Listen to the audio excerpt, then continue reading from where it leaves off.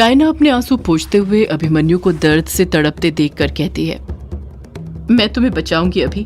अगर तुम्हें बचाने के लिए मुझे मेरी शक्तियां ही कुर्बान करनी पड़े तो वही सही। मैं अपनी शक्तियों के बिना जी सकती हूँ, पर तुम्हारे बिना कभी नहीं। डायना ने सोच लिया था कि चाहे कुछ भी हो वो अभिमन्यु की मदद करके ही रहेगी। अभिमन्यु अभी भी दर्द से तड़पते हुए कराहे जा रहा था। उसकी दर्द भरी आह कमरे के अंदर गूंज रही थी। डायना अभिमन्यु को देखते हुए कहती है, मैं तुम्हें कुछ नहीं होने दूंगी अभी, बस तुम हिम्मत मत हारना। मैं तुम्हें ठीक कर दूंगी, भरोसा रखो मुझ पर।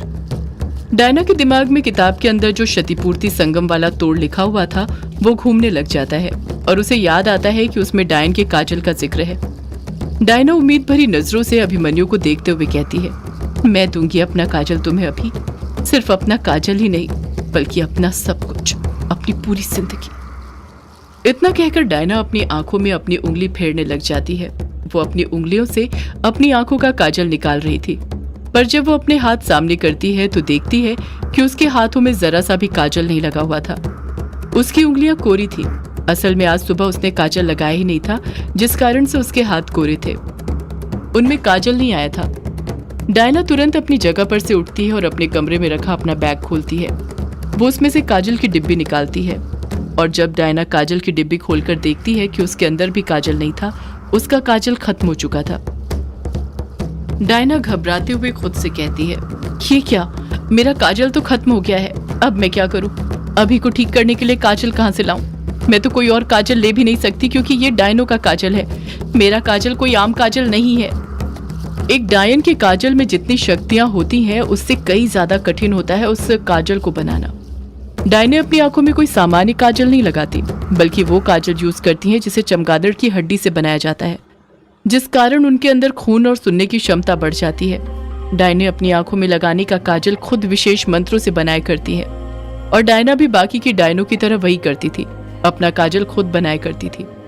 डायना काजल की खाली डिब्बी को देखते हुए रोते हुए कहती है, मेरी मुसीबतें तो कम होने का नाम ही नहीं ले रही। अब मैं क्या करूं? अपने अभी को बचाने के लिए काजल कहां से लाऊं? मेरे पास तो चमगादड़ की हड्डी भी नहीं है कि अपना काजल वापस से बना लूं। क्या करूं मैं? अपने अभी को कैसे बचाऊं? एक के बाद एक डायना की मुसीबतें बढ़ते जा रही थी। ऐसा लग रहा था जैसे ईश्वर उसकी प्रेम परीक्षा ले रहा हो, देखना चाहता हो कि अपने प्रेम को पाने के लिए वो कैसे इन विडंबनाओं को पार कर पाती है। हम सभी की जिंदगी में एक वक्त ऐसा आता है जब मुश्किलें कम होने की जगह बढ़ती जाती हैं और वही वक्त होता है अपने आप को साबित करने का। और आज वही वक्त डायना के सामने था, अपने प्यार को साबित करने का। अगर उसे अपने प्यार को बचाना था तो उसके लिए कैसे भी करके डायन का काजल बनाना था, जिसके लिए उसे चमगादड़ की हड्डी चाहिए थी। वो सोचने लग गई थी कि काजल बनाने के लिए वो चमगादड़ की हड्डी कहाँ से लाए, जल्दी से जल्दी। वो ये भी बात अच्छे से जानती थी कि उसके पास वक्त बहुत कम बचा है। उसे जो भी करना था जल्द से जल्द करना था। इस तरफ हवेली के ही अंदर वंदना अभी अभी बाहर से टोटका करके आ रही थी। वो दबे पांव धीरे धीरे छुपते हुए अपने कदम आगे बढ़ाती जा रही थी ताकि कोई उसे देख न सके। वो कुछ देर पहले ही संकेत भेजकर आई थी कुछ दौत्य की मदद से। वंदना हवेली के अंदर कदम बढ़ाते हुए खुद से कहती है, अब तक तो कुछ दौत्य ने उस तक मेरा संदेश पहुंचा भी दिया होगा और वहीं पर वो नष्ट हो गया होगा। चलो, मेरा काम तो खत्म हो गया। मैंने जैसा उससे वादा किया था वो निभा दिया। अब वो भी अपने वादे निभाए तो सब ठीक रहेगा। यही सब बड़बड़ाते हुए वंदना अपने कमरे की तरफ कदम बढ़ाते जा रही थी। वंदना अपने कमरे की तरफ जा ही रही थी कि तभी उसे अभिमन्यु की दर्द से कराहती हुई आवाज सुनाई देती है। जैसे ही उसके कानों तक अभिमन्यु के दर्द से कराहने की आवाज पहुंचती है, वंदना जहां पर थी वहीं पर रुक जाती है। वंदना अभिमन्यु की कराहती हुई आवाज को गौर से सुनते हुए कहती है, ये कैसी आवाज है? इतनी रात में इतना कौन तड़प रहा है? ऐसा लग रहा है जैसे कोई अपनी आखिरी सांसें गिन रहा हो। दर्द से कराहती हुई आवाज सुनकर वंदना से रहा नहीं जाता और वो आवाज को सुनकर समझ गई थी कि कराहने की आवाज उसके बगल में जो कमरा था वहीं से आ रही थी। वंदना बिना वक्त जाया करे उस कमरे के अंदर झांकने लग जाती है और जब वो देखती है कि वो तड़पने की आवाज और किसी की नहीं बल्कि अभिमन्यु की थी तो वो शॉक्ड रह जाती है। उसने भी कभी नहीं सोचा था कि अभिमन्यु की इतनी जल्दी इतनी तबीयत खराब हो जाएगी, उसकी ऐसी हालत हो जाएगी। अभिमन्यु के पास ही डायना बैठी हुई थी जिसके हाथ में उसके काजल की डब्बी थी जो इस वक्त खाली हो चुकी थी। डायना उस खाली डब्बी को देखते हुए यही सोच रही थी कि काजल बनाने के लिए वो चमगादड़ की हड्डी कहाँ से लाए। तभी उसकी नजर कमरे के अंदर झांकती हुई वंदना पर पड़ती है। वो देखती है कि वंदना दरवाजे के पीछे छुपी हुई थी और कमरे के अंदर झांक रही थी। वंदना तुरंत कमरे के अंदर झांकना बंद करती है और वहां से जाने लग जाती है। उसी वक्त उसे पीछे से डायना की गुस्से से भरी डरावनी आवाज सुनाई देती है। रुक जा वंदना। डायना की आवाज इतनी डरावनी थी कि वंदना के कदम खुद ब खुद अपने आप रुक जाते हैं। अगले ही पल वंदना को एहसास होता है कि उसके पीछे कोई खड़ा हुआ था। जब वंदना पीछे मुड़ती है तो देखती है कि उसके पीछे कोई और नहीं, डायना ही खड़ी हुई थी जो गुस्से से उसे घूरे जा रही थी। डायना को गुस्सा 7वें आसमान पर था जो उसे देखते ही भांपा जा सकता था। वंदना डायना के सामने पागल होने का नाटक करते हुए उसके मन में जो आता है बकते हुए कहती है, रात बड़ी सुहानी है, चंदा को चांदनी के साथ मनानी है। रात बड़ी सुहानी है, चंदा को चांदनी के साथ मनानी है। वंदना बार बार यही लाइन दोहराई जा रही थी। डायना गुस्से के साथ ही वंदना को घूरते हुए कहती है, मुझे चमगादड़ की हड्डी चाहिए। पहले तो जब वंदना डायन के मुंह से चमगादड़ की हड्डी का जिक्र सुनती है तो हैरान रह जाती है। उसे यकीन ही नहीं हो रहा था कि डायना उससे चमगादड़ की हड्डी मांग रही थी। उसे लगने लग जाता है जैसे उसने कुछ गलत सुन लिया हो। इसलिए वो फिर से पागल होने का नाटक करते हुए अपनी पुरानी बात दोहराते हुए कहती है, रात बड़ी सुहानी है, चंदा को चांदनी के साथ मनानी है। डायना वंदना को गुस्से से घूरते हुए कहती है, चंदा तो चांदनी के साथ सुहानी रात मना लेगी वंदना, पर तू किसके साथ मनाएगी? तेरे पति विराट को तो उस यक्षिणी ने सालों पहले मार दिया था ना, फिर अब तेरी सुहानी रात कैसे बीतेगी? तेरी तो हर रात सुहानी की जगह वीरानी में बीतती होगी ना। डायना की बात सुनकर वंदना गुस्से से भरने लग जाती है। अपनी मुट्ठी भींच लेती है पर पलटकर कुछ नहीं कहती है। डायना ये अपनी बात कंप्लीट करते हुए कहती है, अब ये पागल होने का नाटक छोड़ सौदाइन और मुझे चमगादड़ की हड्डी लाकर दे जल्दी से। जैसे ही वंदना डायना के मुंह से ये बात सुनती है तो उसके पैरों तले जमीन खिसक जाती है। डर के मारे उसके हाथ पैर थर-थर कांपने लग जाते हैं। वंदना हकलाते हुए कहती है, क्या कहा? सौदाइन? कौन सौदाइन? डायना गुस्से के साथ ही कहती है, मैंने कहा ना तुझे ये नाटक करना बंद कर। मुझे सब पता है तेरी सच्चाई कि तू कौन है और क्या चीज है। तो बेहतर यही होगा कि तू मेरे सामने नाटक मत कर। मुझे चमगादड़ की हड्डी ला कर दे। वंदना डरते हुए कहती है, तुम्हें कैसे पता चला कि मैं सौदाइन हूँ? डायना वंदना की आंखों में देखते हुए कहती है, मुझे कैसे पता चला? तू ये सब छोड़। यदि तू चाहती है ये बात घर में किसी को पता ना चले, सिर्फ तुझ तक और मुझ तक ही रहे, तो जा और जल्दी से चमगादड़ की हड्डी लेकर आ। वंदना मासूमियत के साथ कहती है, पर मैं तुम्हें कहां से चमगादड़ की हड्डी लाकर दूं, वो भी इतनी रात को? डायना गुस्से के साथ कहती है, अब वो भी मैं ही तुझे बताऊं? तुझे क्या लगता है मैं कुछ जानती नहीं हूँ? मैं सब जानती हूँ। तेरे पास वो चमगादड़ की हड्डी जरूर होगी। आखिर तुम सौदाई ने उससे अपने नाखून की चमक जो बनाए रखती हो। जा और जल्दी से जाकर वो हड्डी लेकर आ। वंदना हड़बड़ाहट के साथ कहती है, हाँ लाती हूँ, पर तुम वादा करो ये सौदाइन वाली बात किसी को नहीं बताओगी। डायना गुस्से के साथ कहती है, मैंने कहा मुझे चमगादड़ की हड्डी लाकर दे। डायना की गुस्से से भरी आवाज सुनकर वंदना तुरंत वहां से जाने लग जाती है।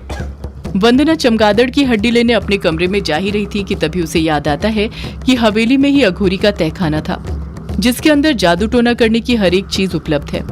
वंदना जानती थी कि वहां पर जरूर उसे चमगादड़ की हड्डी मिल जाएगी, इसलिए अपने कमरे में ना जाकर वो तहखाने की तरफ जाने लग जाती है और कुछ ही देर में तहखाने से चमगादड़ की हड्डी लाकर डायना को देते हुए कहती है, ये चमगादड़ की हड्डी जो तूने मंगाई थी। डायना चमगादड़ की हड्डी देखकर खुश हो जाती है और अगले ही पल उसे थाम लेती है। वंदना डायना को एकटक नजर से घूरते हुए कहती है, वैसे तू इतनी रात को इस चमगादड़ की हड्डी का क्या करने वाली है? डायना बात को पलटते हुए कहती है, तुझे उससे क्या करना है? क्या मैंने तुझसे पूछा तू इतनी रात को कहां से आ रही है? नहीं पूछा ना, तो तू भी मुझसे कुछ मत पूछ, समझी? जब तक मेरे राज राज रहेंगे तब तक तेरे राज भी राज रहेंगे। हम दोनों की बातें हम दोनों के बीच ही रहनी चाहिए, समझी? वंदना हाँ में अपना सिर हिलाते हुए कहती है, हाँ समझ गई। अगले ही पल डायना तुरंत वापस से अपने कमरे के अंदर घुसती है और झट से दरवाजा लगा देती है। डायना का दरवाजा बंद करने के बावजूद भी वंदना वहीं पर खड़ी रहती है। वंदना अपना दिमाग दौड़ाते हुए मन में सोचती है, कमरे के अंदर तो अभिमन्यु है जो दर्द से करा रहा है। आखिर ये डायना कमरा बंद करके अभिमन्यु के साथ करने क्या वाली है? और सबसे जरूरी बात, इसे कैसे पता चला कि मैं सौदाइन हूँ? मेरी तो यही बात समझ में नहीं आ रही है। वंदना यही सब सोचने लग जाती है। इस तरफ कमरे के दूसरे साइड डायना हड़बड़ाहट के साथ दरवाजा बंद करती है और अपने हाथ में पकड़ी हुई चमगादड़ की हड्डी को देखते हुए कहती है, चमगादड़ की हड्डी तो मिल गई, मैं अभी इससे काजल बनाती हूँ। मैं तुम्हें कुछ नहीं होने दूंगी, अभी कुछ नहीं होने दूंगी। अभिमन्यु अभी भी दर्द से कराहे जा रहा था। उसके दिल की धड़कन कमजोर पड़ने लग गई थी, पर चमगादड़ की हड्डी ने डायना के मन में वापस से एक उम्मीद की किरण जगा दी थी। डायना उसी वक्त पालथी मारकर फर्श पर बैठती है, मंत्र बड़बड़ाते हुए अपना बाल तोड़ती है और उस बाल को चमगादड़ की हड्डी पर लपेटने लग जाती है। डायना बड़ी ही फुर्ती के साथ ये सब क्रिया कर रही थी।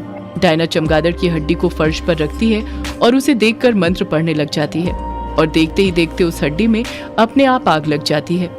जैसे ही वो हड्डी जलना शुरू करती है, उसके अंदर से काला धुआं निकलने लग जाता है और डायना उस धुएं को जमा करने के लिए उसके ऊपर अपनी काजल की डिब्बी रख देती है। उस डिब्बी के अंदर काजल बनने लग जाता है। जैसे ही काजल बन जाता है, डायना तुरंत खड़ी होती है और अभिमन्यु के शर्ट के बटन खोलने लग जाती है। अभिमन्यु अभी भी होश में ही था और दर्द से कराह रहा था। डायना को अपनी शर्ट के बटन खोलते देख अभिमन्यु को बहुत अजीब लगता है और वो उसे रोकते हुए एकदम मरी हुई आवाज में कहता है, ये तुम क्या कर रही हो डायना? मेरे शर्ट के बटन क्यों खोल रही हो? डायना अभिमन्यु के सवालों पर बिल्कुल ध्यान नहीं देती है और अभिमन्यु की शर्ट की बटनें खोलती रहती है। इस वक्त उसका एक ही मकसद था और वो था अभिमन्यु की शर्ट की बटन खोलकर उसकी नाभि पर काजल लगाना ताकि वो ठीक हो सके। डायना अभिमन्यु के साथ जबरदस्ती करते हुए अगले ही पल उसकी शर्ट उतार देती है। अभिमन्यु इतना कमजोर हो गया था कि चाहते हुए भी उसे रोक नहीं पा रहा था। जब डायना अभिमन्यु की शर्ट उतारती है तो देखती है कि उसका पूरा सीना काला हो चुका था। वो काली शक्तियां पूरी तरह उसके सीने पर अपना कब्जा बना चुकी थी। एक जहर की तरह उसके पूरे सीने पर वो काला घाव फैला हुआ था। सिर्फ उसके सीने पर ही नहीं बल्कि उसके हाथों पर भी वो भी काले हो गए थे। डायन होने के बावजूद डायना से अभिमन्यु का सीना देखा नहीं जा रहा था। उसे इतनी घिन आ रही थी और उसी घिन के साथ एक अजीब सी बदबू भी। डायना बिना वक्त गवाए काजल निकालती है और अभिमन्यु की नाभि में लगाने लग जाती है। अभिमन्यु धीरे धीरे बड़बड़ाता है, ये तुम क्या कर रही हो डायना? ये तुम क्या कर रही हो? डायना अपने हाथों से अभिमन्यु की नाभि में काजल लगाती रहती है और कुछ ही देर में उसकी पूरी नाभि में काजल लगा देती है।